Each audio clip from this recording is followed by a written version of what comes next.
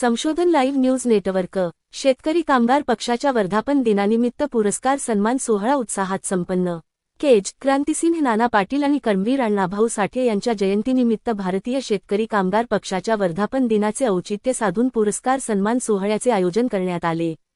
हा कार्यक्रम सोमवार दि. 3 ऑगस्ट 2026 रोजी सकाळी 12 वाजता केज येथील Muktai function hall, Dharur road येथे पार पडला. या कार्यक्रमाच्या अध्यक्षस्थानी जयदत्त अण्णा क्षीरसागर हे होते, तर उद्घाटक म्हणून बाळाराम पाटील उपस्थित होते. कार्यक्रमाचे प्रमुख आकर्षण म्हणून ॲड.